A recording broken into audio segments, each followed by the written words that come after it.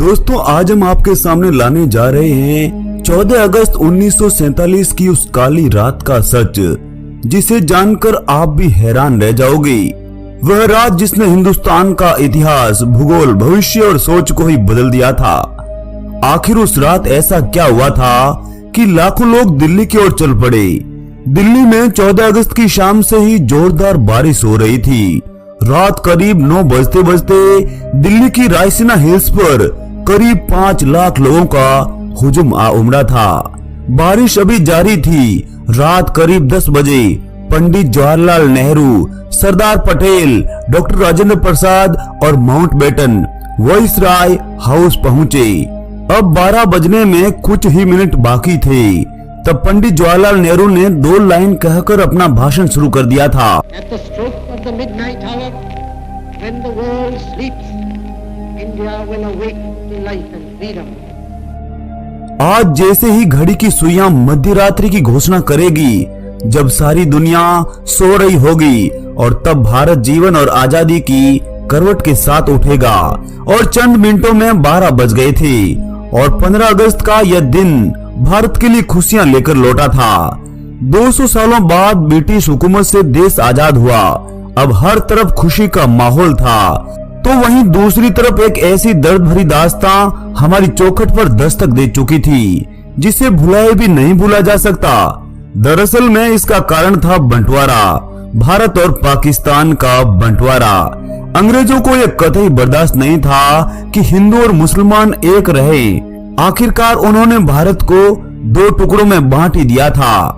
अंग्रेजों ने अपनी पहली चाल मोहम्मद अली जिन्ना पर चली। उस समय जिन्ना ही मुस्लिम लीग के प्रमुख थे और जिन्ना अंग्रेजों के बिछाए हुए जाल में फंस चुके थे।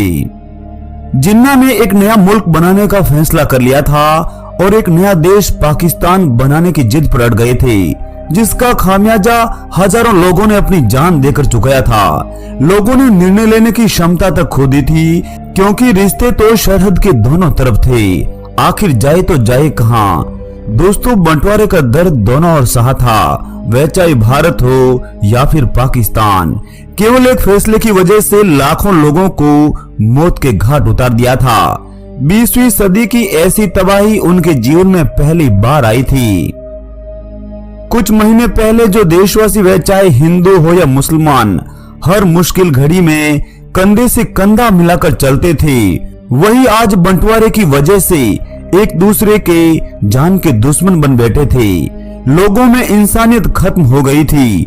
15 अगस्त से 9 दिन पहले 60 मुसलमानों का कत्ल अमृतसर में कर दिया था। इसके ठीक 2 दिन बाद यानी 6 अगस्त 1947 को 74 भारतीय सिखों का कत्ल फिरोजपुर और जलालाबाद में कर दिया था।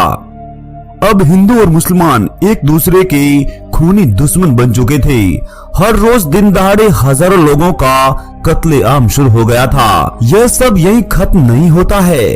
13 अगस्त 1947 को जब लाहौर से अमृतसर के लिए एक ट्रेन रवाना होती है, जिसमें हजारों की संख्या में भारतीय हिंदू और सिख मौजूद होते हैं। जब ये ट्रेन अमृतसर पहुंचती है तो उसमें सवार एक भी इंसान जिंदा नहीं बचता है। हर तरफ से खून से लथपथ ये ट्रेन अपने साथ हुए हादसे को बयां कर रही थी।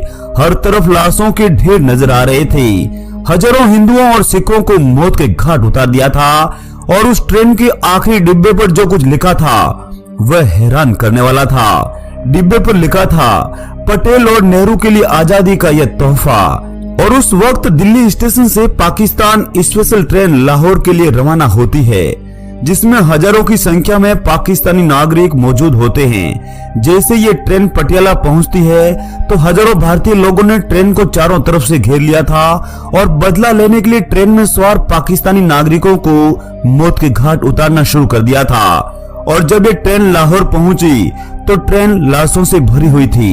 इसके बाद दोनों तरफ से आने वाली ट्रेनों में लोगों को मारा जाने लगा, जिसमें कई बेकसूर लोगों को अपनी जान से हाथ धोना पड़ा था। कई बहन बेटियों की इज्जत लूट ली गई थी, और वह भी अपनों के सामने। यह एक ऐसा दर्दनाक मंजर था जिसे दिखाना हमारे लिए नामुमकिन है। दूसरी ओर अगर मुस्लिमों की आबादी देखी जाए तो वो करीब 1/4 ही थी। फिर भी जिन्ना की ये जिद ही थी कि मुस्लिमों के लिए एक अलग नया मुल्क हो। दोस्तों अब भारत में मौजूद हर चीज का बंटवारा होना था। भारत में जमा रुपया का बंटवारा, रिजर्व बैंक में रखी सोने की ईंटों का बंटवारा, यहाँ तक कि लोगों और सेना का बंटवारा भी होना था। इसके अलावा भारत के लाइब्रेरी में रखी गई पुस्तकों का भी बंटवारा होना था, जिसको लेकर इन दोनों मुल्कों में बहस छिड़ गई थी। साइक्लोपीडिया और ब्रिटानिया को इस तरह भारत और पाकिस्तान में बांटा गया कि पहला खंड भारत को दिया गया और दूसरा खंड पाकिस्तान को। अन्य पुस्तकों को भी आधा आधा फाड़कर भारत और पाकिस्तान में बराबर बांट दिया गया। इसी तरह एक एक कर सभी चीजों को भारत और पाकिस्तान में बांट दिया था। दोस्तों ये बंटवारा बेहद दर्द भरी कहानी लेकर आया था। यह कहानी हम आज भी सुनते हैं तो हमारी आंखों से आंसू निकल आते हैं।